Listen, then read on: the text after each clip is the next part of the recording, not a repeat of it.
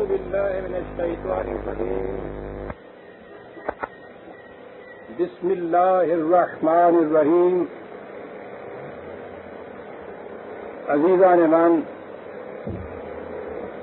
آج اگست 1970 کی 2 تاریخ ہے اور درس کا آغاز سورہ النساء کی 22ویں آیت سے ہوتا ہے.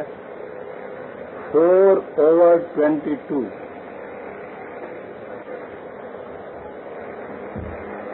جیسا کہ میں نے اس سورہ کے ابتدا میں عرض کیا تھا، اس کی ابتدائی آیات میں بالخصوص عائلی زندگی سے متعلق احکام اور ہدایات دی گئی ہیں، اور آج جو آیات ہمارے سامنے آ رہی ہیں اس میں یہ حکم بڑے متعین طور پر سامنے لایا گیا ہے کہ وہ رشتے کون کون سے ہیں جن سے نکاح حرام ہے. پہلے تو یہ کہا گیا تھا کہ جنسی اختلاط کی صرف ایک ہی شکل جائز یا حلال ہے، اور وہ ہے نکاح کی صورت. نکاح کی حدود اور قیود بھی قرآن نے خود متعین کیے کہ اس سے مقصد نہ تو محض جذبات جنسی کی تسکین ہے، نہ ہی محض افزائش نسل، بلکہ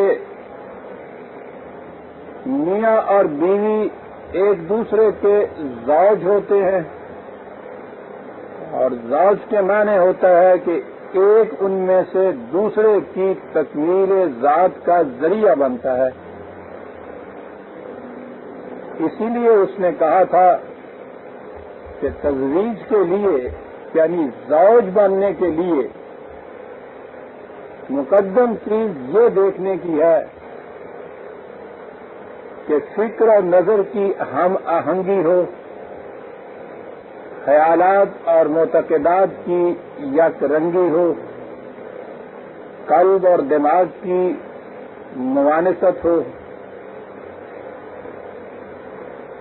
مزاج اور طباع کے اندر یگانگت ہو.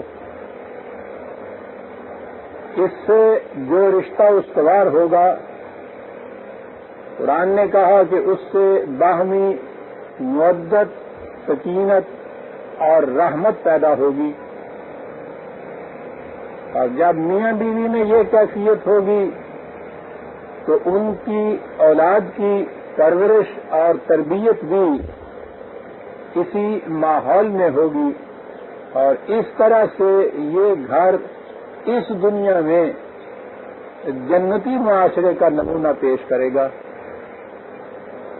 یہ تھا قرآن کی روح سے نکاح کا مقصد یا عائلی زندگی بسر کرنے کا مقصود.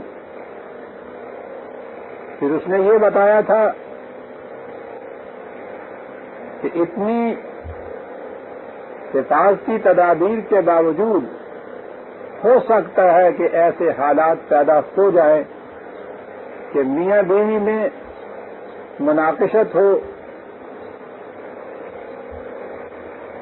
ان کے تعلقات میں کشیدگی پیدا ہو جائے. تو اس کی پہلی شکل تو اس نے یہ بتائی تھی کہ یہ بات پھر اس میاں بیوی میں ہی نہ رہنے دو کہ جن کے تعلقات کشیدہ ہو جاتے ہیں، وہ خود ان کو استوار نہیں کر سکا کرتے، جذبات شدت پہ ہوتے ہیں.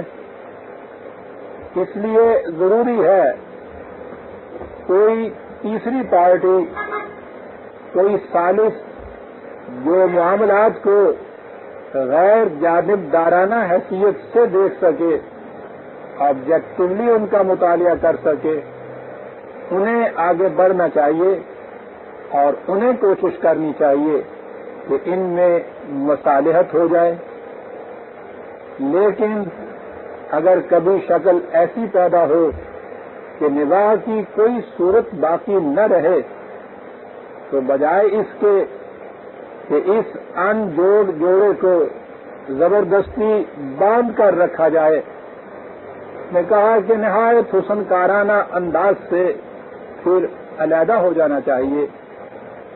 اس علیحدگی کے لیے بھی اس نے شرائط مقرر کی، حدود و قیود مقرر کی، آئین و ضوابط مقرر کیے۔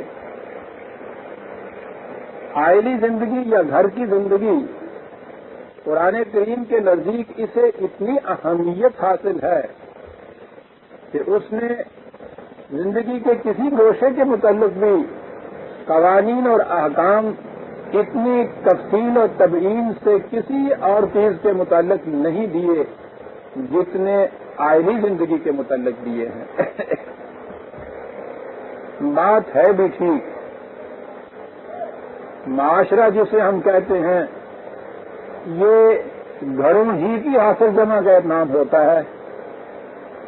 گھروں کی زندگی جس قسم کی ہماری ہوتی ہے اسی قسم کا ہمارا معاشرہ بنتا ہے۔ گھروں کی دیواروں کو اگر درمیان سے ہٹا دیا جائے تو وہ معاشرے میں تبدیل ہو جاتا ہے۔ تو جب وہ معاشرے کو ایک خاص قالب میں ڈالنا چاہتا ہے تو اس کی ابتدا گھروں کی زندگی سے کرتا ہے کہ جس قسم کی زندگی گھروں کے اندر ہوگی اسی قسم کی اس معاشرے کی کیفیت ہوگی۔ یہ وجہ ہے کہ وہ عائلی زندگی سے متعلق قوانین کو اتنی تفصیل سے، اتنی تبیین سے بیان کرتا ہے۔ یہ کچھ کرتے ہوئے ہم وہاں آ گئے جہاں جیسا کہ میں نے عرض کیا ہے کہ اب اس نے یہ کہا ہے کہ کون کون سے رشتے ایسے ہیں جن میں نکاح ہو نہیں سکتا، حرام ہے ان کے اندر نکاح کی صورت۔ اس میں شبہ نہیں کہ مختلف قوموں میں، مختلف قبائل میں بھی شروع سے ہی نکاح کے بارے میں کچھ پابندیاں تھیں، یعنی ایسے رشتے ان کے ہاں تھے جن میں وہ نکاح نہیں کرتے تھے۔ یہ چیز کچھ شروع سے چلی آ رہی ہے۔ جہاں تک تو اللہ تعالیٰ کی طرف سے ہدایت ملنے کا تعلق ہے وہ تو ہم کہہ سکتے ہیں کہ پہلے نبی کی وساطت سے بھی جو ہدایت ملی ہوگی وہ بھی اسی انداز کی ہوگی۔ یقینی طور پہ ہم نہیں کہہ سکتے کہ جتنے ابتدائی قبائل ہیں ان کے اندر رسوم و رواج جو نظر آ رہے ہیں وہ بالضرور وحی کی تعلیم کے اوپر ہی مبنی ہیں۔ وہ تو خیر وحشی قبائل تھے، زمانہ قبل از تاریخ کی بات ہے، جہالت تھی، بربریت تھی، تمدنی زندگی نہیں تھی۔ تاریخی طور پر ہم یقینی طور پر نہیں کہہ سکتے کہ ان کے پاس ان کے نبی کی تعلیم موجود تھی۔ رسم و رواج کی تو کیفیت یہ ہے، مسلمانوں کی قوم جہاں جس میں سب سے آخری نبی آیا، جس کے پاس اس نبی کی روح سے دی ہوئی کتاب حرفاً حرفاً غیر محرف شکل میں آج تک موجود چلی آ رہی ہے، خود اس قوم کے اندر بھی وہ رسم و رواج آپ کو ملتے ہیں۔ آپ دیکھیے گا کہ وہ اس تعلیم سے، اس قرآن سے کتنے مختلف ہیں۔ تو جن قوموں کے متعلق ہمیں معلوم ہی نہیں کہ ان کے پاس خدا کی روشنی تھی، جن کے پاس آج بھی وہ مدعی بھی نہیں ہیں کہ ان کے پاس کچھ ایسا ضابطہ تھا، رسم و رواج کے اعتبار سے ہی صحیح ان میں بھی نکاح کے معاملے میں کچھ پابندیاں ضرور تھیں۔ قرآن کریم نے یہ جو فہرست دی ہے ان رشتوں کی جن سے نکاح حرام ہے، ان میں وہ بھی موجود ہیں کہ جو انسانوں میں شروع سے ہی حرام چلے آتے تھے، ایسے بھی ہیں جس میں قرآن نے خود اصلاح کی ہے، کچھ حق کو اضافہ کیا ہے۔ انسانوں میں اس سے پہلے جو رشتے حرام چلے آتے تھے وہ یہ نہیں تھا کہ تمام دنیا کے انسانوں میں ایک ہی قسم کی فہرست تھی۔ مسلم ذہن میں آ سکتا ہے کہ بہنوں اور بیٹیوں کے ساتھ تو کبھی بھی نکاح نہیں کرتے ہوں گے لوگ، یہ بھی غلط تھا۔ عرب کے ساتھ دیوار با دیوار ایران کی سلطنت تھی، واشیوں کی نہیں۔ دنیا کی دو سب سے بڑی متمدن قوموں میں سے ایک متمدن قوم رومی تہذیب اور ایرانی تہذیب، میں سمجھتا ہوں چائنا تہذیب کے ساتھ یا کم از کم اس سے ذرا بعد دنیا کی قدیم ترین تہذیب میں سے ایران کی تہذیب تھی۔ اور اس ایران میں چھوٹے موٹے لوگ تو ایک طرف رہے، خود بادشاہ بہنوں اور بیٹیوں سے شادی کر لیا کرتے تھے۔ عربوں میں سوتیلی ماں سے شادی کر لیتا تھا سوتیلا بیٹا، شادی نہیں کر لیتا تھا بلکہ وہ وراثت میں آ جاتی تھی، ورثے کی طرح ان بیٹوں میں وہ بانٹ لی جاتی تھی، اور بڑا بیٹا عام طور پر بڑا بیٹا اس کو ورثے میں لے لیتا تھا۔ ایک طرف جہاں یہ صورت تھی کہ بیٹیوں اور بہنوں سے بھی نکاح کر لیا جاتا تھا، دوسری طرف انہی ایرانیوں کی وہ شاخ جو ہندوستان میں آ کر بس گئی جنہیں آریہ کہا جاتا ہے، ان کی کیفیت یہ تھی، معلوم نہیں آپ لوگوں نے اس زمانے میں دیکھا یا نہیں کہ ہندوؤں کے ہاں رشتہ کیسے ڈھونڈا جاتا تھا۔ وہ لانا ہے جوئے شیر کا جسے کہتے ہیں، باپ کی طرف سے پتہ نہیں 10 یا 100 رشتے چھوڑتے تھے، ماں کی طرف سے اتنے چھوڑتے تھے، وہ ذات برادری گوت در گوت وہ اس قدر زیادہ دور تک جاتے تھے کہ ان کے لیے رشتہ ڈھونڈنا کو کندن کے برابر تھا، بڑی مشکل ہوتی تھی رشتے کے لیے۔ تو ایک طرف اگر تفرید کا یہ عالم تھا کہ بہنوں اور بیٹیوں سے بھی شادی کر لیتے تھے، دوسری طرف افراد کی یہ کیفیت تھی کہ 100 رشتے ان کو چھوڑنے پڑتے تھے، تب کہیں جا کر آپس میں وہ جوڑے کو ملاتے تھے۔ اس افراد و تفریق میں سے قرآن نے نکالا ہے یہ جو رشتے اس نے حرام قرار دیے ہیں، اگرچہ استثناء نظر آتی ہے انسانوں میں کہیں کہیں، لیکن یہ وہی تھے جو بالعموم حرام چلے آتے تھے۔ اس میں قرآن نے کچھ اصلاح کی ہے، مثلا یہ کہ حقیقی ماں، بیٹی، بہن، عام طور پہ آپ دیکھیے ان کا احترام اتنا ہے کہ تصور میں بھی نہیں آ سکتا کہ ان کے ساتھ بھی رشتہ ہو سکتا ہے۔ جہاں یہ تھا وہاں یہ استثنائی شکل تھی، اور معلوم نہیں ان انسانوں نے کیسے اس چیز کو اپنے ہاں رائج یا گوارا کیا تھا۔ بہرحال یہ احترام کی بات تھی، اور یہ چیز تو آپ کو معلوم ہے کہ جسے عربی زبان میں حرام کہا جاتا ہے، مادے کے اعتبار سے حرام اور احترام جو ہے اس کا ایک ہی مادہ ہے۔ مسجد الحرام آپ کہتے ہیں نا کعبہ کو، یہ بات دوسری ہے۔ جب میں حرام اور حلال پہ آؤں گا تو اس وقت عرض کروں گا کہ اس کی بنیادی علت کیا ہے جن چیزوں کو قرآن نے حرام قرار دیا ہے۔ میں اس وقت صرف یہ عرض کر رہا ہوں کہ ماں اور بیٹیاں اور بہنیں اور پھوپھیاں اور خالائیں آپ دیکھیں گے یہ واجب الاحترام ہیں، اور ایک یہ بھی چیز ہے کہ اس زبان کے اندر، عربوں کی زبان کے اندر، یہ حرام کا لفظ دونوں شکلوں میں بولا جاتا ہے۔ احترام کی بنا کے اوپر کسی چیز کا ایسا ہونا کہ اسے چھوا نہ جائے، یہ بھی چیز ہے جس کو حرام کے اندر قرآن نے قرار دیا ہے۔ پہلی چیز اس میں یہ کہی کہ ولا تنکحوا ما نکح آباؤکم من النساء الا ما قد سلف، جن عورتوں کے ساتھ تمہارے باپ نے نکاح کیا تھا ان سے نکاح نہ کرو. وہی جو عربوں کے ہاں ایک مضمون اور نہایت معیوب رسم رواج کے طور پہ چلی آ رہی تھی، قرآن نے اس کو منسوخ کیا.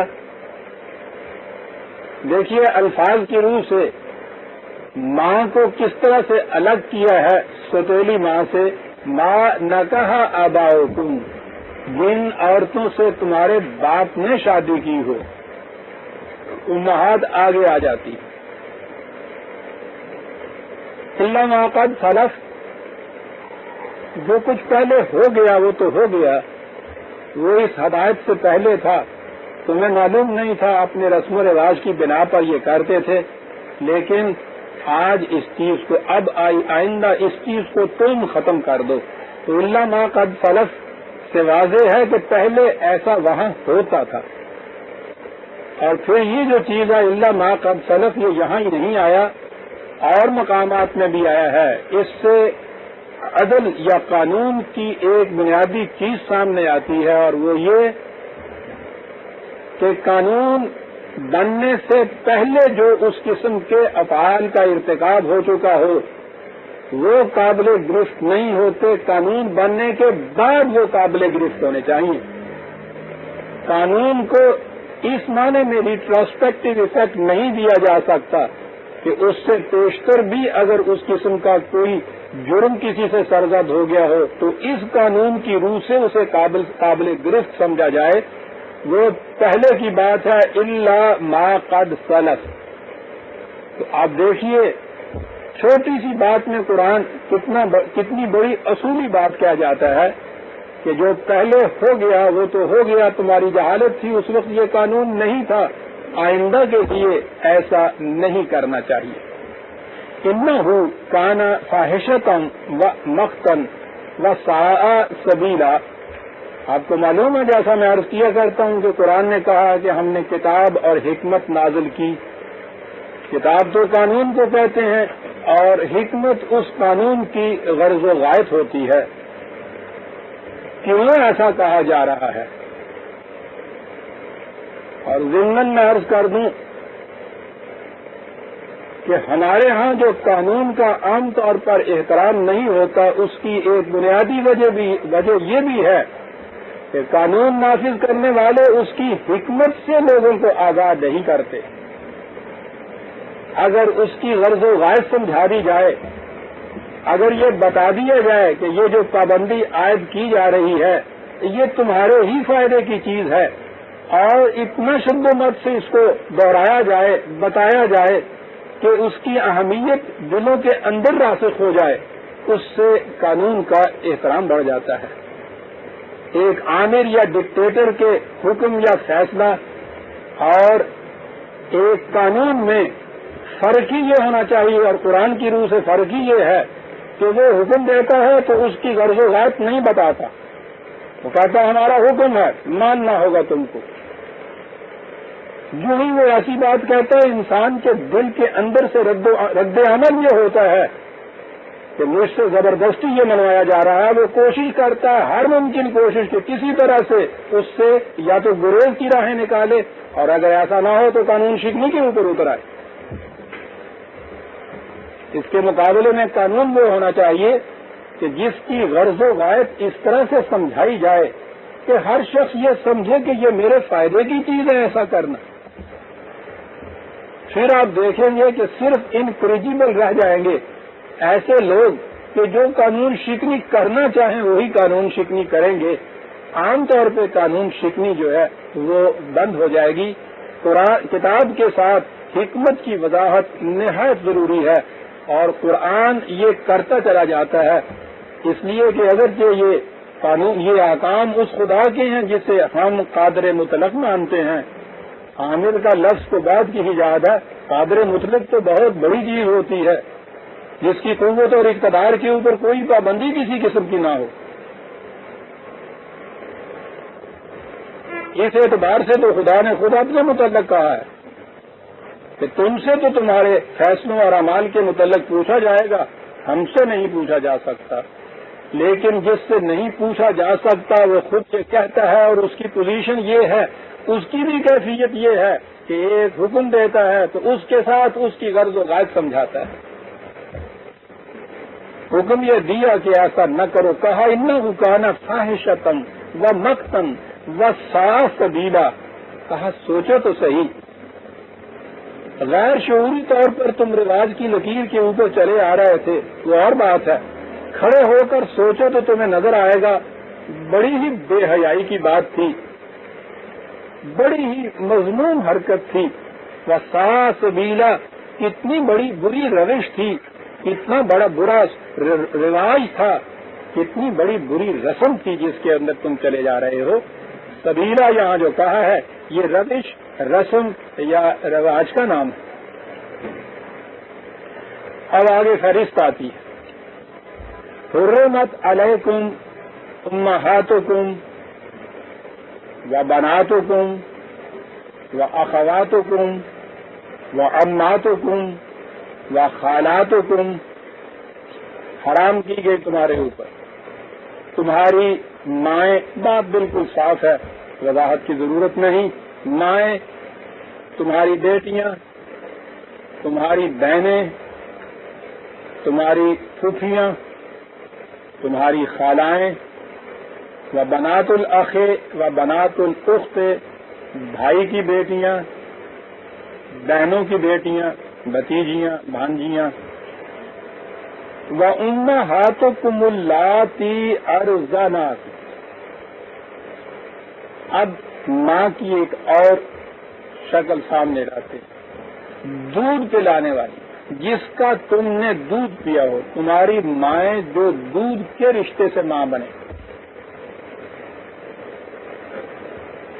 ارضعنکم، جس نے تمہیں دودھ پلایا، رضائی رشتہ جس کو کہتے ہیں، دودھ کا رشتہ۔ ساتھ ہی یہ بھی میں عرض کر دوں تاکہ دونوں باتیں اکٹھی آ جائیں، وَأَخَوَاتُكُم مِّنَ الرَّضَاعَةِ، اور تمہاری دودھ شریک بہنیں۔ بات تو صاف ہے، لیکن ہمارے ہاں اس میں کچھ الجھاؤ سے پیدا کر دیے گئے۔ پہلی چیز تو یہ کہ قرآن نے یہ کہا ہے صرف وہ عورت جس کا دودھ پیا ہو بچے نے، وہ ہے جس سے رشتہ حرام ہے، لیکن ہمارے ہاں فقہ میں جسے عام شریعت اب کہا جاتا ہے، اس میں یہ کہا گیا کہ نہیں، صرف یہ عورت ہی نہیں بلکہ اسے ماں تسلیم کیا جائے، اور ماں کے اعتبار سے جو رشتے حرام ہوتے ہیں وہ سارے رشتے اس پہ حرام ہو جائیں گے، یعنی ماں کے اعتبار سے پہلے آیا نا خالائیں حرام ہو جائیں گی، تو گویا اس عورت کی بہنیں جو ہیں وہ اس کی خالہ ہو جائیں گی، وہ بھی حرام ہو جائیں گی۔ اب اس عورت کی لڑکیاں وہ اس کی بہنیں ہو جائیں گی، وہ حرام، ان لڑکیوں کی لڑکیاں یہ بھانجیاں ہو جائیں گی۔ اگرچہ یہ تشریح نہیں کرتے لیکن اس عورت کے بیٹے اس کے بھائی ہو جائیں گے، ان لڑکوں کی لڑکیاں اس کی بھتیجیاں ہو جائیں گی۔ یعنی اگر یہ لیا جائے تو اس اعتبار سے یہ جس کا دودھ پیا ہے، یہ سارے رشتے جو نسبی ماں جو تھی، اصلی ماں جو تھی، نسبی نہیں، اصلی ماں جو تھی، حقیقی ماں جو تھی، اس ماں کے اعتبار سے جتنے رشتے تھے وہ بھی سارے رشتے اس پہ حرام ہو جائیں گے۔ فقہ آپ کی یہی کہتی ہے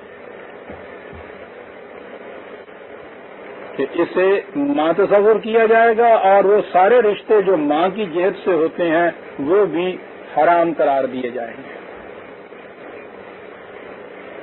قرآن نے صرف امہاتکم اللاتی ارضعنکم کہا ہے، وہ عورتیں جن کا تم نے دودھ پیا ہے اور اس اعتبار سے تمہاری رضائی مائیں ہو گئیں،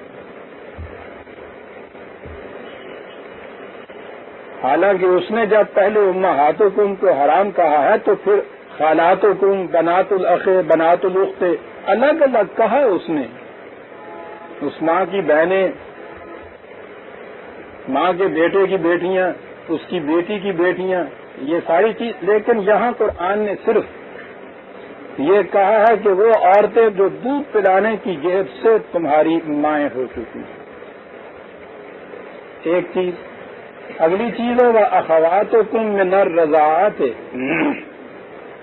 تمہاری دودھ شریک بہنیں. اسی سے آپ یہ غور کیجئے کہ جس عورت کا دودھ پیا ہے وہ اگر واقعی ماں کی حیثیت اختیار کر جائے تو یہ آگے یہ بات کہنے کی ضرورت ہی نہیں پڑتی تھی. اس کی بیٹیاں تو بہنیں ہو گئیں. غور فرمایا آپ نے، اس کی تو ساری بیٹیاں بہنیں بن گئی. اس کی جب اس نے دودھ پیا ہے اس سے پہلے بھی جو اس کی بیٹیاں ہوئیں وہ بھی بہنیں ہو گئیں، اس کے بعد بھی جو اس کے گھر بیٹیاں پیدا ہوں وہ اس لڑکے کی بہنیں بن گئیں. تو اگر جس عورت کا دودھ پیا ہے اس کی ساری بیٹیاں اس کی بہنیں ہو گئیں تو یہ کہنے کی ضرورت کی کہ اخواتکم من الرضاعات ہے صرف وہ بہنیں جو دودھ شریک ہیں تمہاری. ذرا سے غور سے بات صاف ہو جاتی ہے کہ اس کے بعد اگر وہ معنی لیے جائیں تو اس کے کہنے کی ضرورت باقی نہیں رہتی. پھر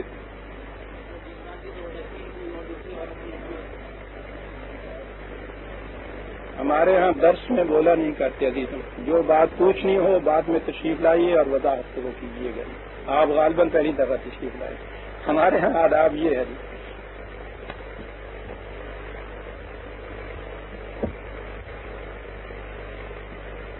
ہماری بہنیں رضاعت سے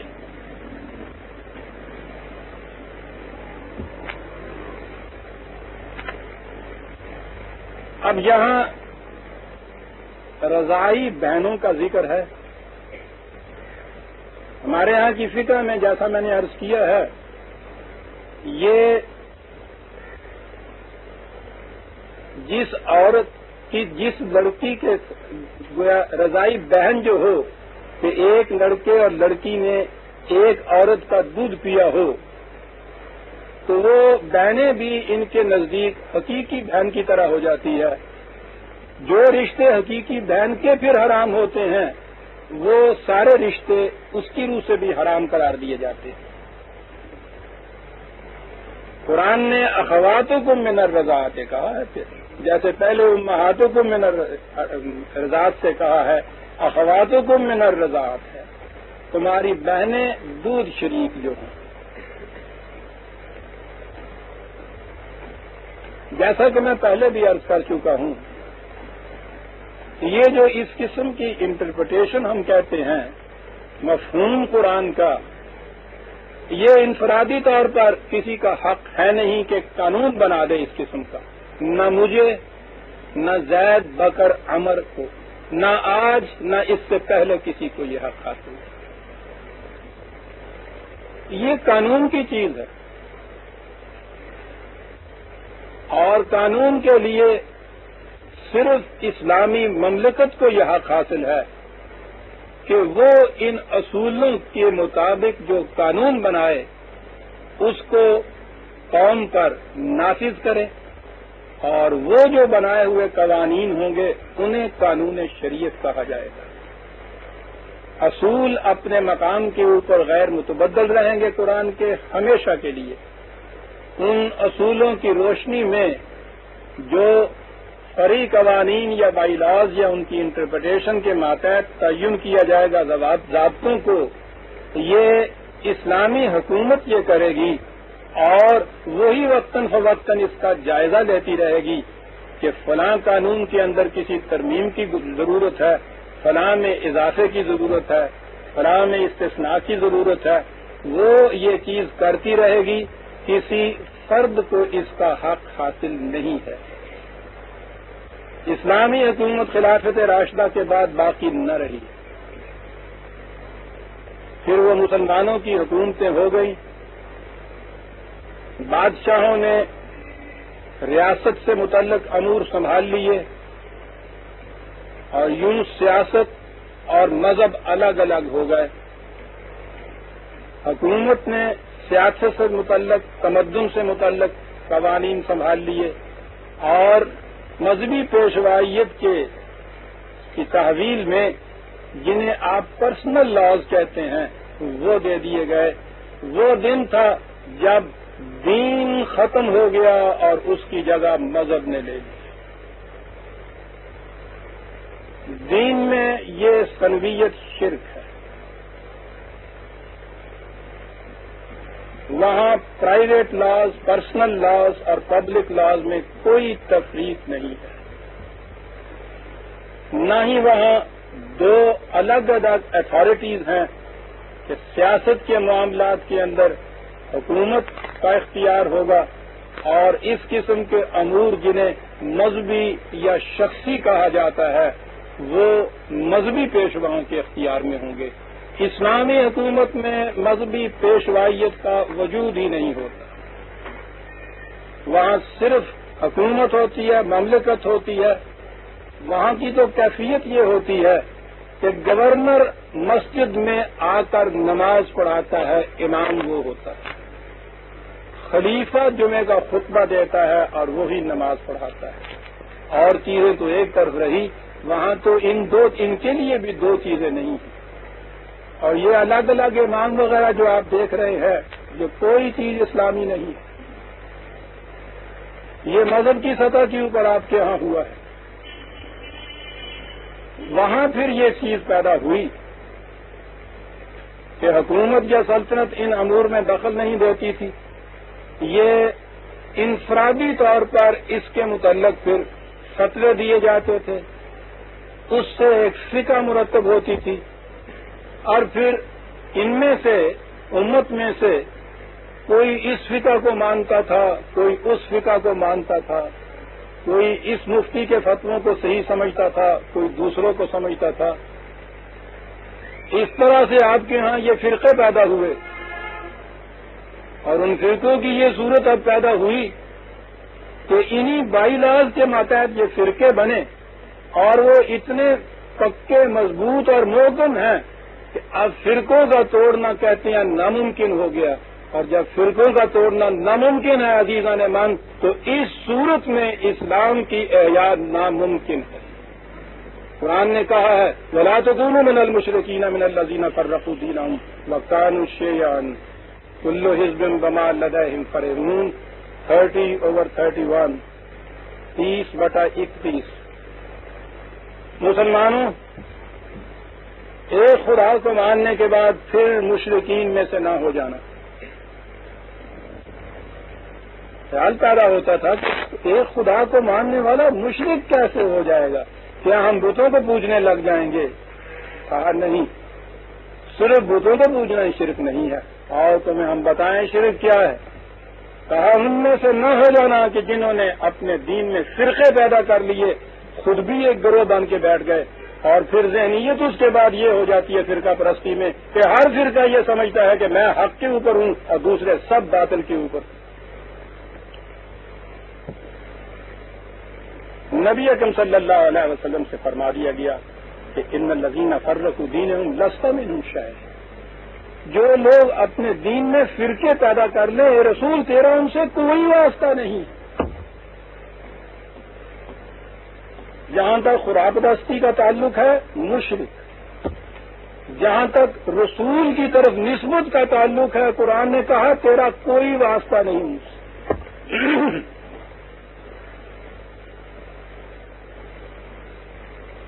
سوال یہ ہے کہ پھر ان فرقوں کی موجودگی میں توحید پرستی اور محمد صلی اللہ علیہ وسلم کی طرف نسبت کسی طرح سے بھی جائز ہو سکتی ہے؟ قرآن کی نصیں صریح ہیں جن کے نہ ترجمے میں آج تک کسی نے اختلاف کیا ہے، نہ اس کی کوئی تفسیر دوسری ہو سکتی ہے۔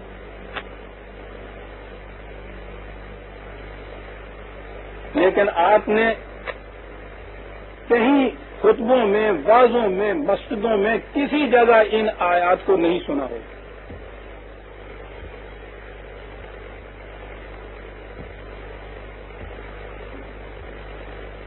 ان آیات کو سامنے لانے کے بعد جو ایک اشکال سامنے آتا ہے، اس کا حل کوئی نہیں ہے۔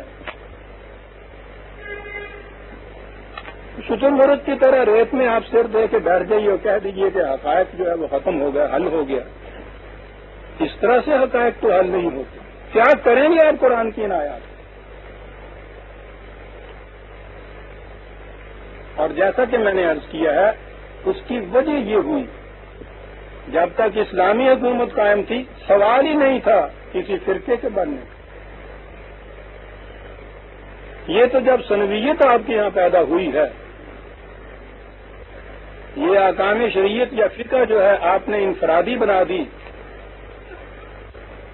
اس کے بعد پھر جس کا جی چاہے ایک فقہ کو مانے، جس کا جی چاہے دوسری فقہ کو مانے، اور یہ جتنے فرقے آپ کو نظر آتے ہیں وہ انہی بنیادوں کے اوپر۔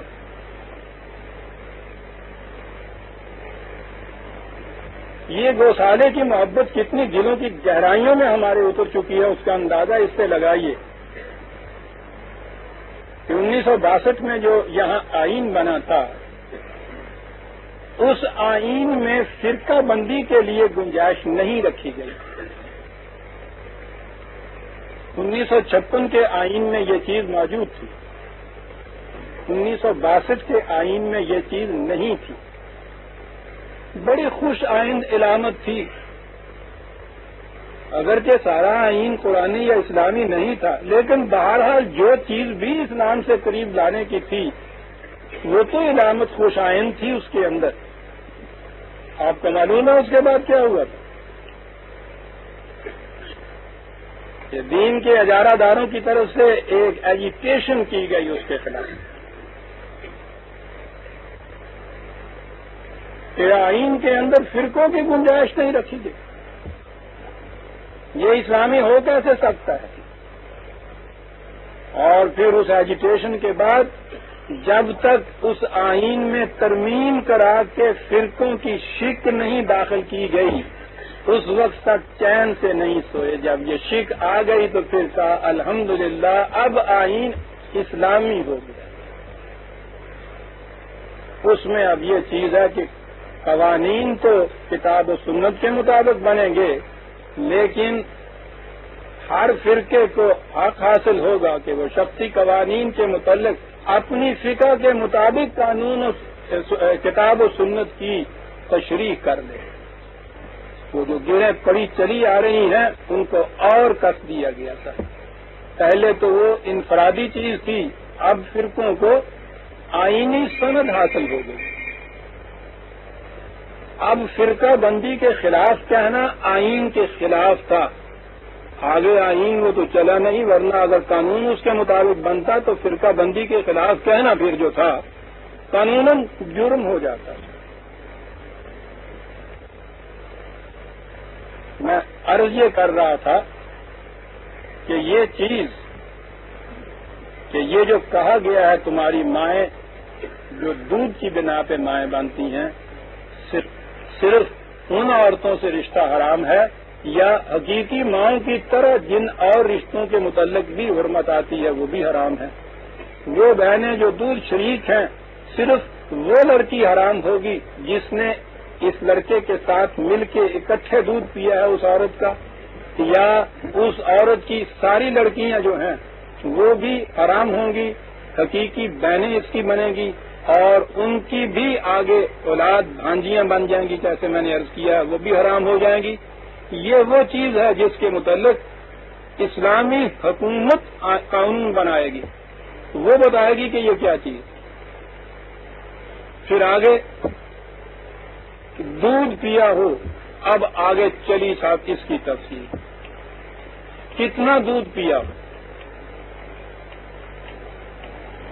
کہیں تو یہ چیز آئی، کسی نے یہ کہا کہ قرآن میں دودھ کے متعلق عام طور پہ قرآن نے حولین کاملین کہا ہے، 2 سال تک کے لیے عام طور پہ دودھ پلانے کا ہے 2/233 اور بھی 2-1 مقامات میں یہ چیز آئی ہے. اگر کہ ایک جگہ حمل اور دودھ کی پوری مدت 30 مہینے بھی بتائی ہے، لیکن 2 جگہ حمین بھی آیا ہے، ہالینڈ بھی آیا ہے 2 سال ہو. بعض نے کہا ہے کہ یہ 2 سال تک دودھ پینے سے یہ ہوتا ہے، اور دوسری طرف آتے ہیں تو یہ ہوتا ہے کہ 1 گھونٹ پینے سے بھی ہو جاتا ہے یا 3 گھونٹ پینے سے بھی یہ ہو جاتا ہے.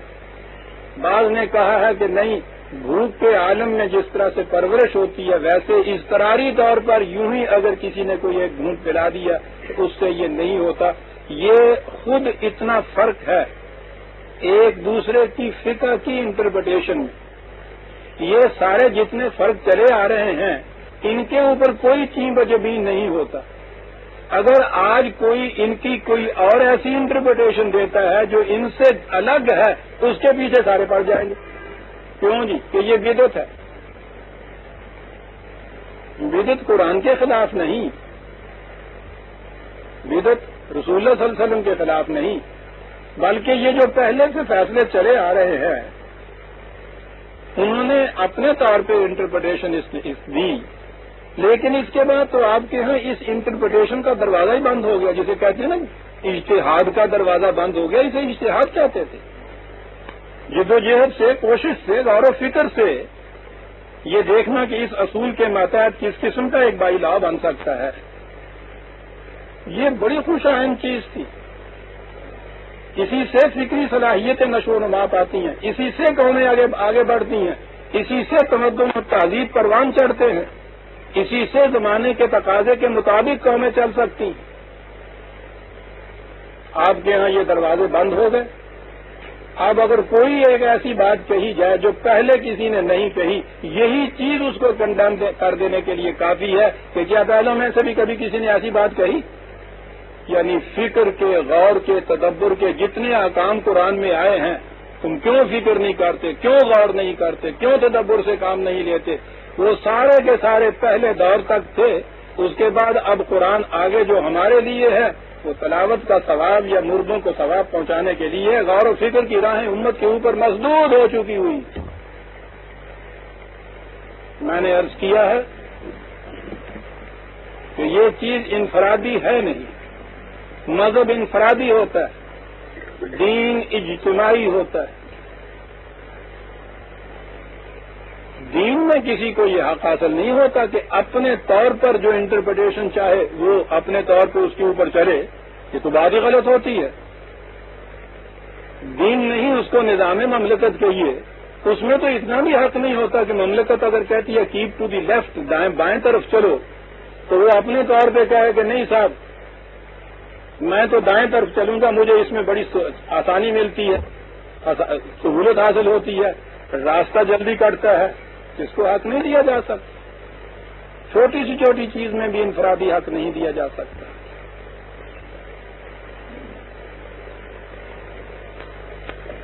کہا جاتا ہے کہ صاحب پھر آج تو اسلامی حکومت نہیں، کیا کیا جائے؟ اسلامی حکومت قائم کی جائے اور کیا کیا جائے؟ یہاں تو شارٹ کٹ ہے ہی نہیں، یہاں تو کوئی متبادل راستہ اور ہے ہی نہیں. یا مذہب پہ چلتے جائیں گے. دین قائم کرنا ہے تو اس کی بنیادی شرط وہ ہے، وہ کیجیے، رفتہ رفتہ کیجیے، بتدریج کیجیے. میں کہہ یہ رہا تھا کہ یہ قرآن نے جو کہا ہے رضائی مائیں یا رضائی بہنیں، اس کے متعلق اس کی تشریح میں ہمارے ہاں اختلاف پایا جاتا ہے. اسی کی بنا پر مختلف فقہیں ہمارے ہاں ہیں. حل اس کا اب یہ نہیں ہے. کوئی شخص اپنے ہاں کی فقہ کو چھوڑنے کے لیے تیار ہی نہیں ہے. کوئی شخص اپنے فرقے کی چھوٹی سی چھوٹی جو خصوصیت ہے اس کو چھوڑنے کو آمادہ ہی نہیں ہے. اسلامی حکومت اس کا علاج تھا. اس کا کانسیپٹ تصور آپ نے یہاں دیکھ لیا.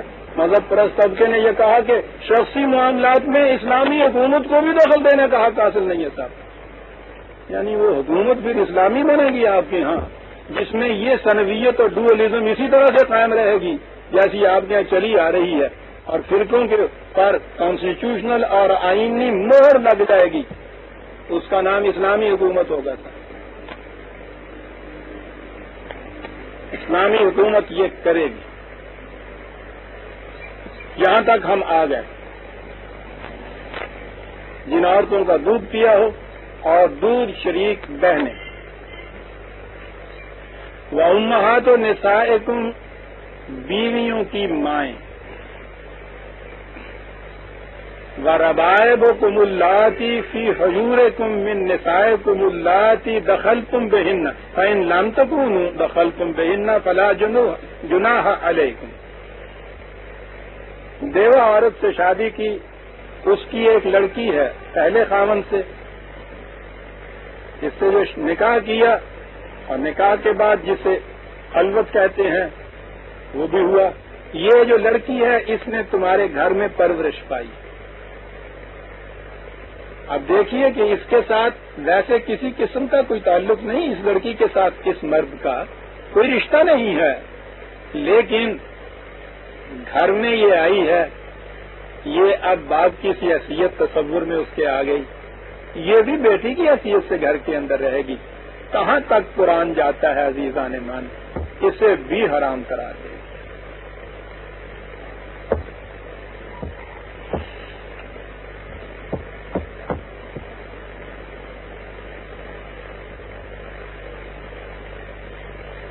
بڑی ہی پاکیزگی قلب و نگاہ کی یہ سکھاتا ہے.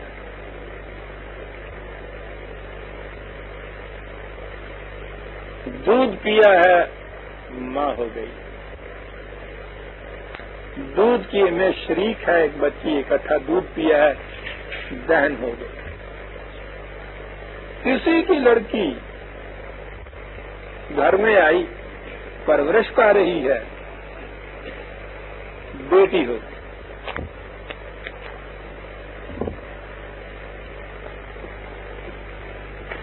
اور اس سے آگے چلیے تو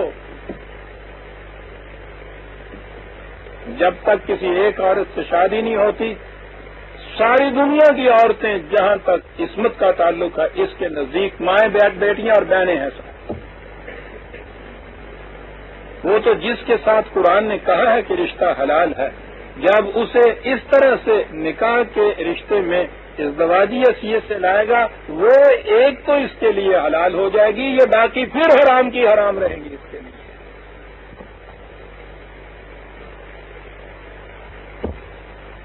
کتنی بڑی پاکیزگی ہے نگاہ کی. تو ضرورت ہی نہیں ہے کہ یہ جو پھرنے والی ہیں ان کو صندوقوں میں آپ باندھ کے رکھیں. بیٹیاں اور بہنوں کو آپ صندوقوں میں تو نہیں رکھتے. وہ تو سوال یہ ہوتا ہے کہ ذہن کے اندر جب یہ چیز ہو جائے کہ یہ حرام ہے، بات ختم ہو گئی. وہ عصمت اور عصمت کو اس طرح سے مستحکم کرتا ہے، وہ ہوتی قلب و نگاہ سے عزیزان مان. وہ جو کہا ہے کہ باہر نکلو تو نگاہوں کو جھکائے رکھو، اس کے معنی یوں کر کے چلنے کے نہیں، نگاہوں کو بے باک نہ ہونے.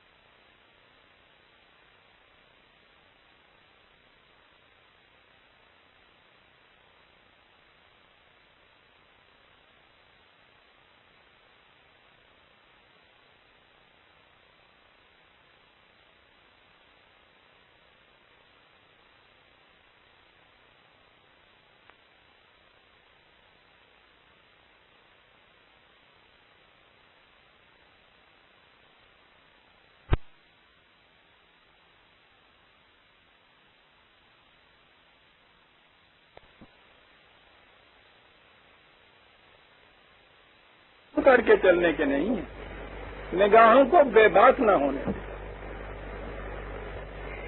بیٹی اور بہن گھر کے اندر پھرتی رہتی ہے، ہماری کبھی نگاہیں بے باک وہاں نہیں ہوتی.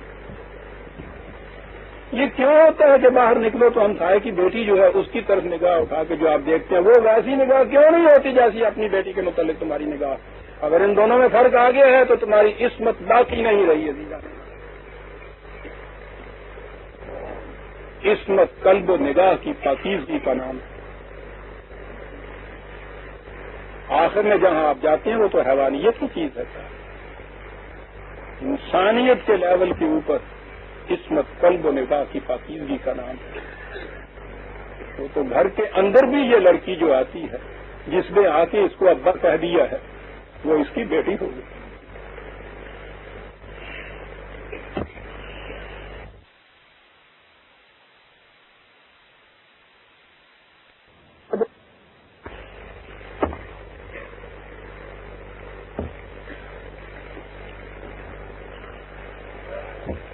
بڑی دور تک قرآن جاتا ہے. وَحَلَائِلُ أَبْنَائِكُمُ الَّذِينَ مِنْ أَصْلَابِكُمْ، تمہارے حقیقی بیٹے جو ہیں ان کی بیویاں بھی تم پہ حرام. بہو، حالانکہ اس لڑکی کے ساتھ جو بیٹے کی بیوی بن کے آئی ہے وہ جو حرام کی فہرست ہے اس میں کسی میں بھی یہ نہیں آتی. یعنی غیروں کے ہاں سے آپ ایک لڑکی لے آتے ہیں بہو بن کے جو آئی اس نے بھی تو تمہیں ابا ہی سمجھا ہے. جب اس نے ابا کہا ہے وہ بھی بیٹی ہے تمہارے لیے. قرآن نے ایک استثناء کی ہے جسے متبنہ بنانا کہتے ہیں. یہ ایک رسم چلی آتی تھی منہ بولا بیٹا جسے کہا جاتا ہے. قرآن نے اس کی اجازت نہیں. یہ اڈاپٹڈ جسے آپ کہتے ہیں قانونی اس کی حیثیت آپ کے ہاں نہیں قرآن کی روح. اور یہی چیز تھی کہ جس کو توڑنے کے لیے قرآن کریم میں ایک ہی واقعہ ہے صحابہ کبار کا جس میں نام لے کے ذکر کیا گیا، وہ حضرت زید کا ہے رضی اللہ تعالیٰ عنہ. اور اس میں یہ ہے کہ وہ رسول اللہ کے منہ بولے بیٹے تھے. انہیں حقیقی بیٹے کا درجہ نہیں دیا گیا قانون کی روح سے، اور جب قانون کی روح سے وہ حقیقی بیٹے کا درجہ نہیں تھا تو اس کی بیوی وہ حیثیت نہیں رکھتی جو اپنے صلبی بیٹے کی بیوی کی حیثیت رکھتی ہے. اس لیے یہ کہا کہ وَحَلَائِلُ أَبْنَائِكُمُ الَّذِينَ مِنْ أَصْلَابِكُمْ. اگلی چیز اور وَأَن تَجْمَعُوا بَيْنَ الْأُخْتَيْنِ. شروع سورہ نساء میں ہم دیکھ چکے ہیں کہ قرآن کا قانون ازدواجی زندگی کا مونوگیمی ہے، وحدت ازدواج، ایک وقت میں ایک بیوی. وہ صرف استثنائی حالات ہیں جن کا ذکر اس وقت تشریح سے ہم کر چکے ہیں. ہنگامی حالات ہیں کہ جس میں یتیم بیوائیں کثرت سے اتنی زیادہ تعداد ان کی قسم پرسی کے عالم میں جو رہ جائیں، کوئی پروٹیکشن کہیں نہ ملے. کبھی ایسی صورت جیسے جنگ کے عالم میں ہوتی ہے پیدا ہو جائے. صرف اس ہنگامی حالت کو نبھانے کے اس کے لیے اس کا ایک علاج قرآن نے یہ بتایا تھا کہ یہ شکل اس میں اختیار کی جا سکتی ہے. ان کو پروٹیکشن دینے کے لیے، ان کو حفاظت دینے کے لیے ایک سے زیادہ بیوی کی جا سکتی ہے. قرآن نے صرف ایک ہی جگہ یہ اجازت دی ہے اور وہ ان شرائط کے ساتھ ہے. تو اگر ایسی صورت پیدا ہو جائے تو اس میں بھی ایک چیز قرآن نے کہی ہے کہ ایک وقت میں دو بہنیں اکٹھی نہ کرو. یہ بھی حرام ہے، دو بہنیں. لیکن ہمارے ہاں اس میں بھی ہماری فقہ میں پھر آگے اضافہ ہوتا ہے. خدا نے تو کہا صرف دو بہنیں، انہوں نے کہا کہ بات نامکمل رہ گئی. بہنیں صرف نہیں، پھوپھی بھانجی بھی نہیں، پھوپھی بھتیجی، خالہ بھانجی، یہ بھی اکٹھی نہیں کی جا سکے. وہ ایک اصول ہمارے ہاں فقہ میں دیا جاتا ہے، دو عورتیں کون سی اکٹھی نہیں کی جا سکے گی کہ ان میں سے اگر ایک مرد ہو تو اس کی شادی اس دوسری عورت کے ساتھ حرام ہو. دو بیویوں کی صورت میں یہ دیکھ لیجئے کہ اگر ان میں سے ایک مرد ہو تو دوسری اس عورت کے ساتھ وہ شادی نہ کر سکے جہاں وہ حرام ہے. اس قسم کی دو عورتیں اکٹھی نہیں کی جا سکتی. قرآن نے صرف یہ کہا تھا کہ دو بہنیں اکٹھی نہیں کی جا سکتی. یہاں صرف یہی نہیں کہ کوئی انٹرپریٹیشن یا اس کی تفسیر یا تشریح جو ہے وہ مختلف ہو گئی، بلکہ اس فہرست کے اندر اضافہ ہو گیا ہے.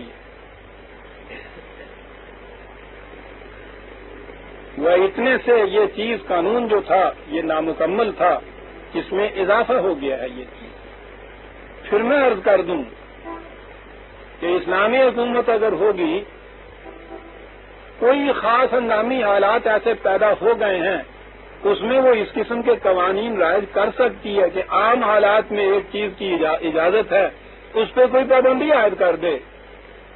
مثلا یہی چیز گوشت حلال ہے ہمارے لیے، وہ 5 دن کے لیے روز حلال ہوتا ہے، حکومت نے پابندی عائد کر دی کہ 2 دن اس میں ناغہ ہوگا. ہنگامی حالات میں اس قسم کی پابندی اس کو حرام نہیں قرار دیتی تھی. یا یہ چیز کہ آپ کے ہاں قرآن نے یہ تھا کہ اہل کتاب کی عورتوں سے شادی کی جا سکتی ہے، لیکن تھوڑے ہی وقت کے بعد آگے چل کر جب مسلمانوں کی سلطنتیں بڑی ہیں، خلا ملا زیادہ ہوا ہے، حضرت عمر کے زمانے میں ہی رضی اللہ تعالیٰ عنہ، تو یہ دیکھا گیا کہ یہ یہودیوں کی خاص طور پہ عورتیں وہ جب ان کے گھروں میں آتی تھیں تو اس سے بڑی سیاسی پیچیدگیاں پیدا ہونی شروع ہو گئی. اور یہ تو آپ جانتے ہیں نا کہ اس طرح کی عورتیں جب آتی ہیں ان معاشروں میں حرم کے اندر تو پھر وہ کس قسم کی سیاسی پیچیدگیاں پیدا ہوا کرتی. خاص طور پہ یہودیوں کے ہاں تو ایسا نظر آتا ہے کہ ایسا یہ چیز شروع سے ان کا ایک شیوہ چلا آ رہا تھا. آج بھی اس ذریعے سے کچھ کم آپ کے ہاں سازشیں نہیں ہوتی. تو یہ چیز جب اس زمانے میں آپ نے دیکھی، حالانکہ قرآن نے اس کی اجازت دی ہے، آپ نے کہا کہ یہ اجازت موجود ہے، لیکن ان سے اس قسم کی خرابیاں پیدا ہونی شروع ہو گئی ہیں کہ ہم اس کو ممنوع قرار دیتے ہیں. حق ہے، اسلامی مملکت یہ کر سکتی، افراد نہیں یہ کر سکتے.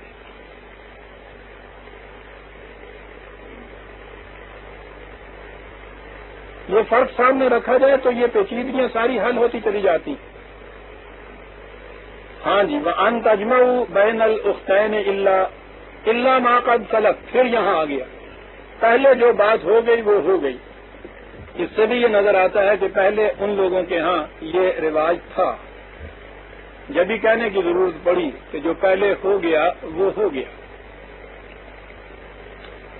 ان اللہ کان غفور الرحیم، خدا تمہاری حفاظت بھی چاہتا ہے، سامان نشو و نما بھی دینا چاہتا ہے. اور اس فہرست میں اور آگے اضافہ چلا آ رہا ہے ابھی، والمحصنات من النساء. یہ لفظ جو ہے محصنات، سواد نون کے مادے سے اس کے معنی ہوتے ہیں جو قیود شرائط عائد کی گئی ہوں ان کی پابند. حسن قلعے کو کہتے ہیں. یہ قرآن کریم میں اور خود عربوں کے ہاں بھی 2-3 معانی میں استعمال ہوتے تھے یہ لفظ. ایک تو باعصمت عورت جس نے اپنے آپ کو خود قلعے میں رکھا، بڑا خوبصورت لفظ تھا یہ. دوسرے شادی شدہ عورت جو نکاح کی حفاظت میں آگے قلعہ بند ہو، دوسری شکل اس کی یہ تھی. یہاں قرآن نے کہا ہے کہ محصنات من النساء یہ بھی حرام ہیں. ظاہر ہے کہ اس کے معنی باعصمت تو نہیں ہو سکتا. یہاں اس کے معنی ہوں گے وہ عورتیں جن کی پہلے شادی ہو چکی.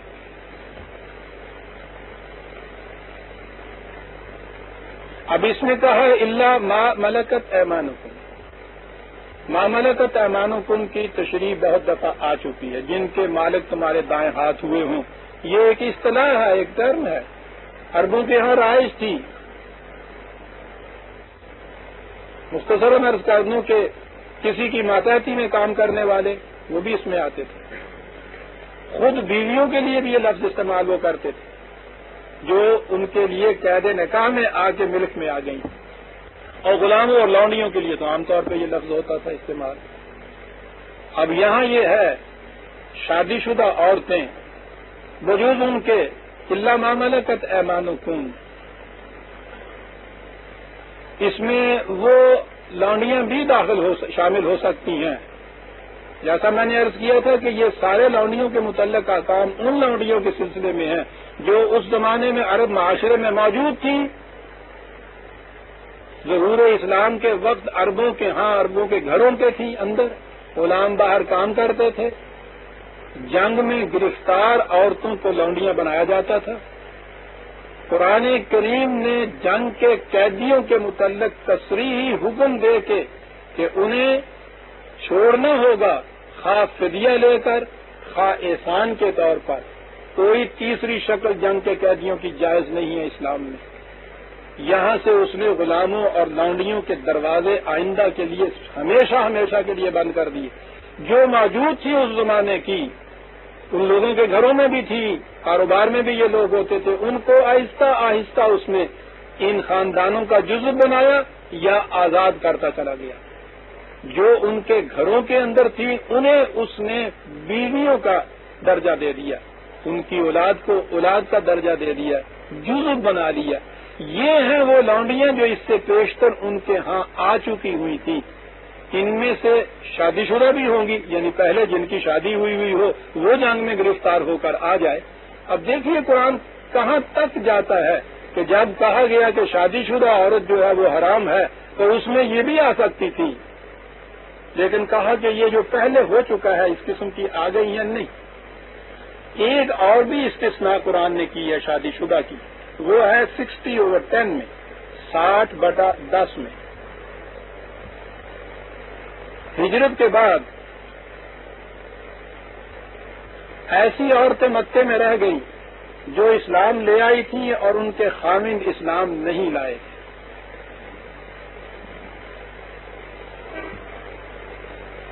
اس کے بعد وہ آہستہ آہستہ اسلام کی کشش کی بنا پر اپنے گھر بار کو، اپنے خاندوں کو، ہو سکتا ہے کہ اپنی اولاد کو بھی وہ چھوڑ کر مدینے کی طرف آ گئی ہجرت کر. بڑا مستحسن جذبہ تھا. مسلمان عورت کی شادی کافر کے ساتھ جائز نہیں.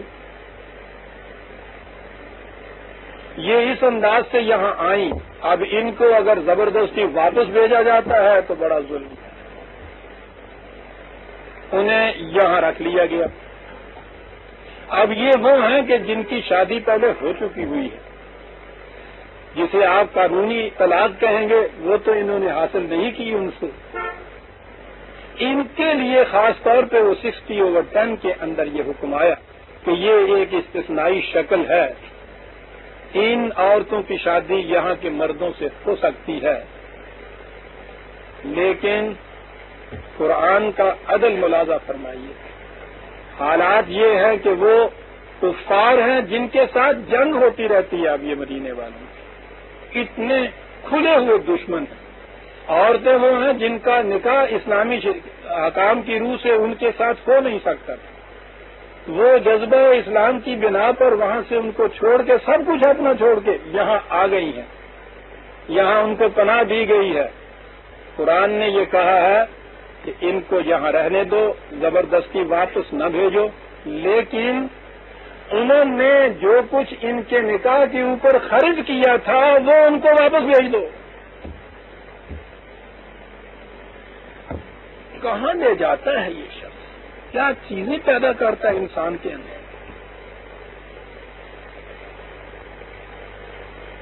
دنیا نے کہا every thing is fair in love and وار.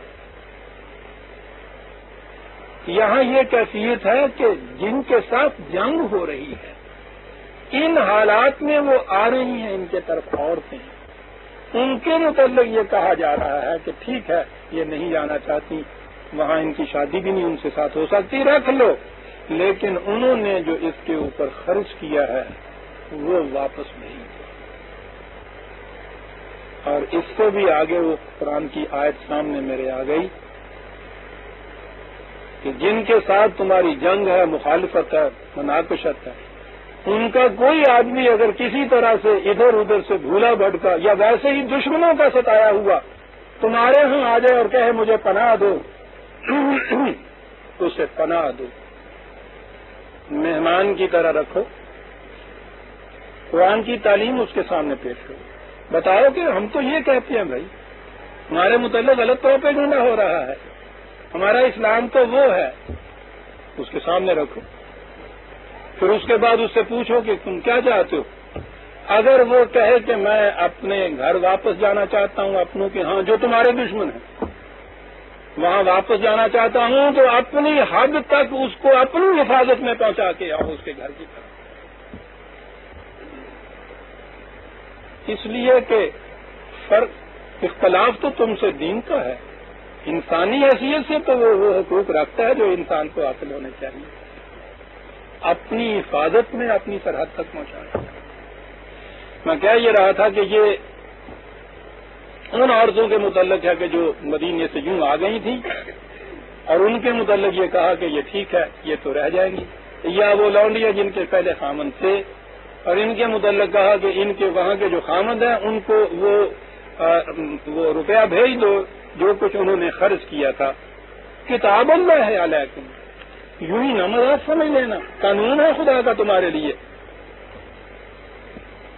وَأُحِلَّ لَكُمْ مَا وَرَاءَ ذَلِكُمْ أَن تَبْتَغُوا بِأَمْوَالِكُمْ مُحْصِنِينَ غَيْرَ مُسَافِحِينَ، یہ ہے فہرست ان کی جو حرام ہیں عورتیں، ان کے علاوہ باقی تمہارے لیے حلال ہیں بشرطے کہ مہر کی شرط ادا کرو، محسنین، نکاح کی حدود و قیود ساری عائد کرو۔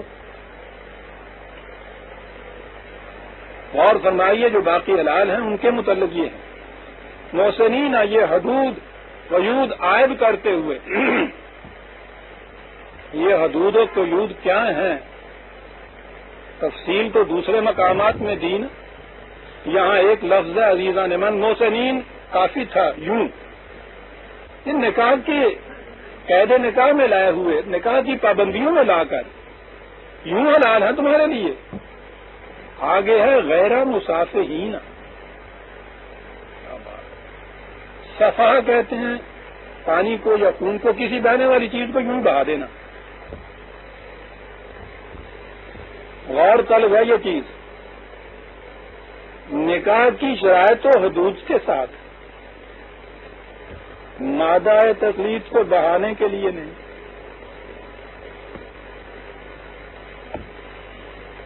جذبات شہوت کی تسکین کے لیے کیا لفظ استعمال کر گیا قرآن،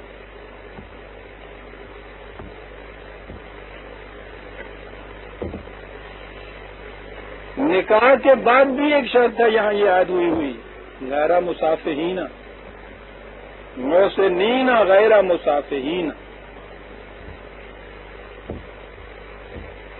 بات بڑی دور تک چلی جاتی ہے۔ یہ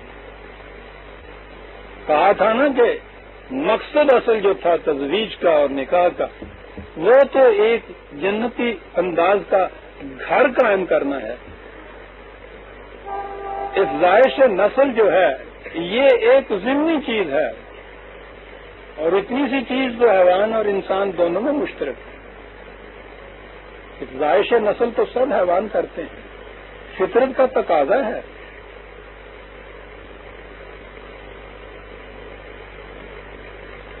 جنسی اختلاط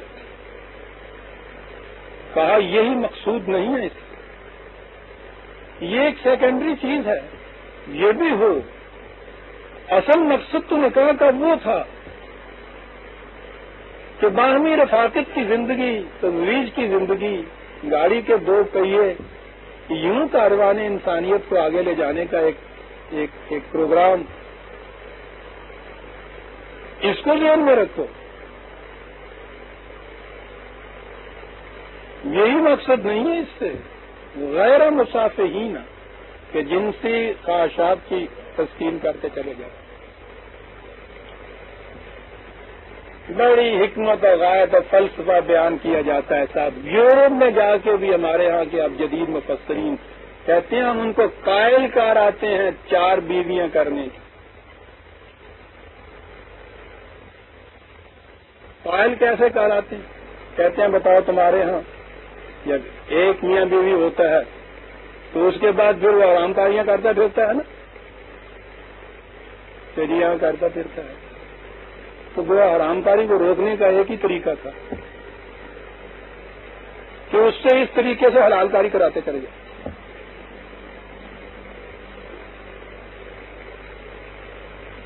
ایک اور دے دو بیوی،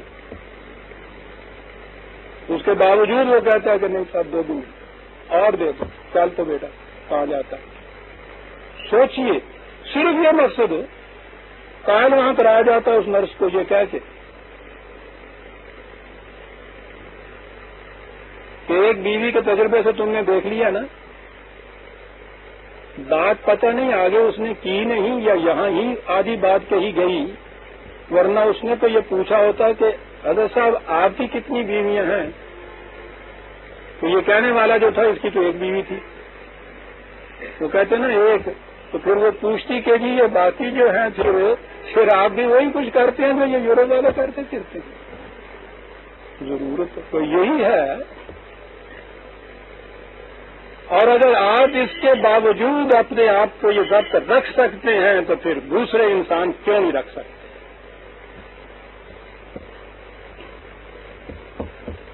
یہ حکمت اور فلسفہ بیان ہو رہا ہے 4 شادیوں کا، اور قرآن کہتا ہے غیر مصافحین، یہ نہیں غائب، اس غائب کو منہ سے نیند کی کیا بات کر گیا یہاں غیر مصافحین کہہ کے عزیزہ نے، کیا بات کر گیا۔ میں نے اسی لیے عرض کیا ہوا کہ قرآن پہ چلیے تو ایک ایک لفظ کے اوپر کھڑے ہو جائیے، گھنٹوں دنوں مہینوں سالوں گزار دے دیے ایک ایک لفظ کے اوپر، آپ دیکھیں گے کیا کیا کہتا چلا جاتا ہے قرآن اس کے ایک ایک لفظ کے اندر۔ اعجاز تو اس کا اسی ایجاز کے اندر ہے، الفاظ ایسے انتخاب کر کے لایا ہے، انتخاب کیے ہوئے خدا کے الفاظ ہیں صاحب، اور وہ بھی مصنف کے جس نے یہ آخری کتاب آپ لکھی ہے، تورا کشید و دستخط قلم کشید خدا ہے، اس کے بعد کوئی اور کتاب ہی نہیں لکھی اس نے، کیا بات ہے۔ جسے کہتے ہیں ایک مصنف کی فکر کا ماحصل جو ہوتا ہے اس کی عمر کے آخری حصے میں مثال کے طور پہ عرض کر رہا ہوں، خدا کی آخری کتاب، اس کے الفاظ تو پوچھیے نہیں کیا چیزیں کیا جاتے ہیں، محسنین غیر مصافحین، یہ غائب نہیں ہے اس کی کتاب کہ دیکھا حرام کاری سے رکتے نہیں ہیں ایک بیویوں والے، اس واسطے ساتھ چلتے ہیں غیر مصافحین۔ ابھی عرض کرتا ہوں میں، قرآن نے خود یہ چیز کہی ہے کہ ایسی صورت جو ہو فاستعفف، ضبط نفس سے کام لو، قرآن کا حکم ہے، ابھی آتا ہے آگے۔ جنسی معاملات میں تو اضطراری حالت کا سوال ہی نہیں پیدا کرتا قرآن، اضطراری حالت اس میں پیدا ہی نہیں ہو سکتی۔ میں وہاں عرض کروں گا جہاں یہ ابھی آ جاتی ہے یہ آیت، فَمَسْتَمْتَعْتُمْ بِهِ مِنْهُنَّ فَآتُوهُنَّ أَجُورَهُنَّ فَرِيضَةً۔ یہ آیت پھر ایک ایسی آ گئی جس میں اشکال پیدا کیے گئے ہیں یا ہے موجود آپ کے ہاں، قرآن میں نہیں، قرآن میں تو کوئی سوال ہی ایسا نہیں، کوئی آیت ایسی ہو کہ جس میں اشکال پیچیدگیاں اس قسم کی آ جائیں، معاذ اللہ۔ فَمَسْتَمْتَعْتُمْ بِهِ مِنْهُنَّ، عام طور پہ یہ کہا جاتا ہے استمتاع، فائدہ اٹھانا، جن عورتوں کے ساتھ پھر تم نے یہ فائدہ اٹھانا ہو تو ان کے فَآتُوهُنَّ أَجُورَهُنَّ فَرِيضَةً، جو مہر مقرر کیا ہوا ہے وہ مہر ان کو دے دو۔ لفظ جو ہے یہ استمتاع، متاع، میم تے ایم، فائدہ اٹھانا ایک دوسرے سے۔ میاں بیوی منفعت باہمی کی بنا پر میاں بیوی بنتے ہیں، ایک دوسرے کا فائدہ ہوتا ہے اس میں،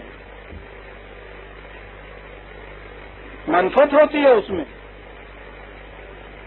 قرآن نے یہ ایک لفظ استعمال کیا اس میں، مہر کی ادائیگی فریضتاً، جو چیز تم نے طے کر لی ہے تم پہ وہ واجب ہو گیا ہوا ہے.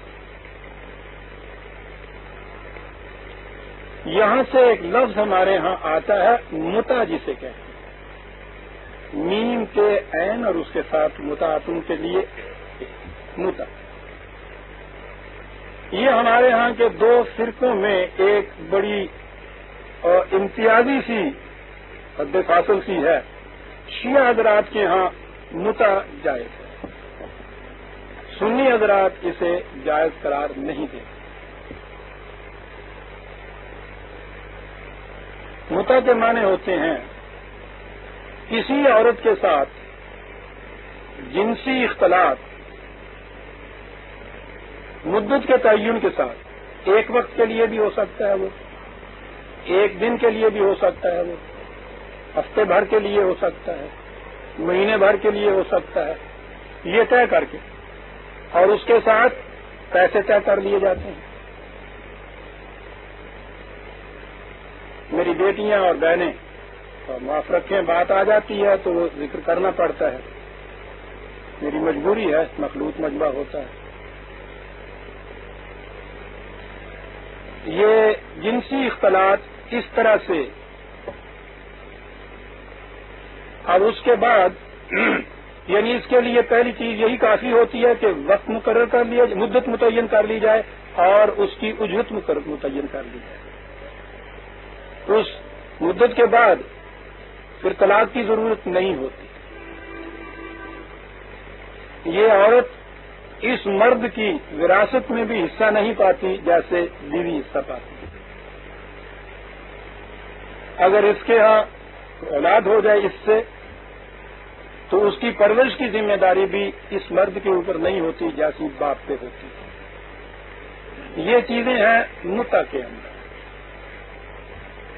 ان کے ہاں یہ چیز جائز ہے. سنی حضرات اسے ناجائز قرار دیتے ہیں. اور یہ بحث آپ کے ہاں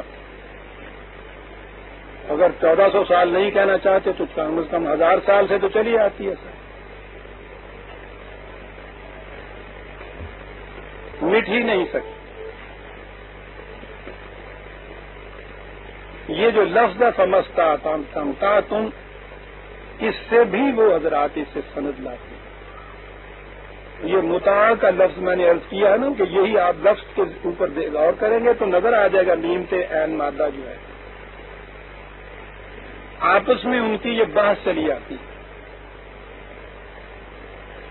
یہ آپ کہیں گے کہ یہ اتنی لمبی چوڑی گنجائش کیسے ہو سکتی ہے جب قرآن اتنا کچھ کہتا چلا آ رہا تھا. ابھی ابھی اسی آیت میں پہلا لفظ تھا محسنین غیر مسافحین، اس کے ساتھ ہی تو یہ آیت ہے. تو اس کے بعد یہ باتیں 1000 برس سے کیوں نہیں طے ہو پاتی؟ تو ہمارے ہاں قرآن سے نہ بات چلتی ہے نہ قرآن سے بات طے کی جاتی. اس کے لیے روایات ہیں، احادیث جن کو کہتے ہیں، ان میں اس کی اجازت ملتی ہے. اور آپ حیران ہوں گے کہ شیعہ حضرات اپنے ہاں کی احادیث سے اس کو نہیں ثابت کرتے، سنیوں کے ہاں کی احادیث سے اس کو ثابت کرتے ہیں. اور اتنی احادیث ہیں اس کے متعلقات کے ہیں، اس کے جواز میں. مقام حدیث ایک کتاب شائع کی ہوئی ہے ادارہ طلوع اسلام میں، اس میں یہ ہے متع کا عنوان، سنیوں کے ہاں کی احادیث جن کو شیعہ حضرات پیش کرتے ہیں ان کے مقابلے میں. خود سنی حضرات کے ہاں یہ طے نہیں ہے کہ صاحب یہ کہتے ہیں صاحب پہلے جائز تھا بعد میں پھر یہ منع کیا گیا. کبھی تو یہ کہتے ہیں کہ خیبر کی جنگ میں منع کیا، 13 سال مکے کے، پھر مدینے کی زندگی کی ابتدائی اتنے سال. کبھی کہتے ہیں کہ نہیں آخری حج کے زمانے میں یہ منع کیا گیا. ایک روایت میں یہ ہے کہ حضرت عمر کے زمانے میں جا کے یہ منع کیا. اس دوران میں یہ ساری احادیث موجود ہے. یہی نہیں کہ زبان زیب نہیں دیتی، جگر شک ہو جاتا ہے اگر میں ان میں سے کچھ حدیثیں آپ کے سامنے پیش کروں کہ کتنی معزز باعصمت خواتین ہیں جن کے متعلق یہ چیز اس میں آئی ہوئی ہے کہ وہ بھی اس کی مرتکب ہو. میں نہیں کہہ سکتا، بات آگے پہنچاؤں گا. میرے نزدیک عزیزان من، قرآن خالص سے اگر ان چیزوں کو لیا جائے دو مطالب سامنے آ نہیں سکتے. جب یہ عقیدہ وضع کیا جائے کہ قرآن کی تفسیر صرف روایات کر سکتی ہیں، اور اگر کبھی کوئی حدیث قرآن کے خلاف جائے تو حدیث قرآن کو منسوخ کر سکتی ہے، یہ عقیدہ پہلے وضع کیا گیا، اس کے بعد پھر لایا گیا تو قرآن باقی کہاں رہتا ہے؟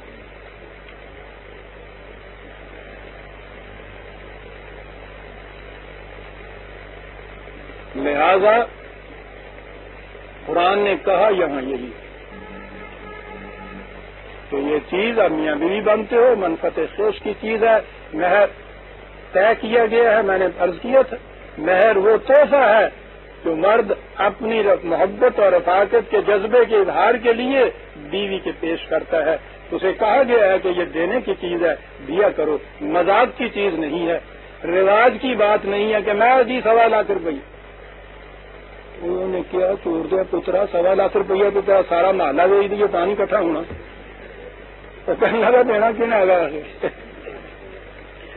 تو لکھانے کیوں نت رہ جاتا برادری ساڈے ایسا ہی لکھا جاتا. دوسرے پاسے برادری جی وہ کہتی ہے جی میں شرعی تو شرعی کی 32 روپیے تو خبر نال کچھ تگے، یعنی وہ اڈیئرنیس اناؤنس بھی نہیں ہو رہی تھی کہ مہنگائی رہی وہ 4 پیسے اور بتا دو 32 روپیے یہ شرعی. ان سے پوچھو کہ قرآن تو کہتا ہے کہ اگر تم نے قنطار دے دیا ہو، سونے کا ڈھیر دے دیا ہو، پھر بھی واپس نہ لاؤ. یہ 32 کہاں تم نے سپیڑ دی؟ اگر چھوٹا نہیں تو 1.25 لاکھ دی. یہ سمٹونے نے کہا کہ 32 روپیے. قرآن کہتا ہے کہ یہ تو ایک تحفہ ہے، مرد اپنی محبت کے اظہار میں اس کو پیش کر رہا ہے. اس پہ پابندیاں کون عائد کر سکتا ہے؟ کبھی تحفوں پہ بھی پابندیاں عائد ہوا کرتی. وَلَا جُنَاحَ عَلَيْكُمْ فِيمَا تَرَاضَيْتُمْ بِهِ مِنْ بَعْدِ الْفَرِيضَةِ إِنَّ اللَّهَ كَانَ عَلِيمًا حَكِيمًا. اور یہ بھی چیز ہے تحفہ بھی دیا تم نے محبت کے اظہار کے اوپر، میاں بیوی کے ساتھ تعلقات کی خوشگواری ہے، اس نے اس کے بعد یہ کہا کہ ہاں صاحب یہ ٹھیک ہے، تمہیں ضرورت ہے آپ لے لیجیے، اس میں سے رکھ لیجیے، اتنا سا لے لیجیے، میں بھی ختم کر رہا ہوں، اتنا سا ختم لے لیجیے. آپس میں کچھ محبت کی بنا پر رفیق بن گئے ایک دوسرے کے، تجویز کی زندگی بن گئی. اب دونوں میں کون سی چیز ایسی ہے جو مشترک رہ جائے گی؟ وہ تو قانون کی بات ہو رہی، قانون میں وہ بڑا اٹل ہے، زیادہ جی میں لحاظ نہیں کر رہا پھر سے. اور قانون کے بعد جب محبت کی بات آتی ہے تو کہتا اب قانون کیا ہوتا ہے، اس کے اندر سارا دے دو، آدھا دے دو، محبت کی بات ہے. یہاں تک ان اللہ کان علیمًا حکیمًا، علم تو ہمیں، اس لیے قانون کی بات ہم نے کر دی. حکیمًا، حکمت بھی ہمیں آتی ہے. حکمت کی بات یہ ہے کہ قانون کی جکڑ بندی کاسٹ آئرن نہیں ہوتی، محبت کی بنا پہ بامی رضامندی سے یہ کرنا چاہتے ہو یہ کر لو. سورہ نساء کی آیت 24 تک ہم آ گئے عزیزان من. 25ویں آیت سے ہم آگے لیں گے. اسی سلسلے میں یہ آیات آتی چلی جاتی ہیں. ربنا تقبل منا انک انت السمیع العلیم. ایک ضروری اعلان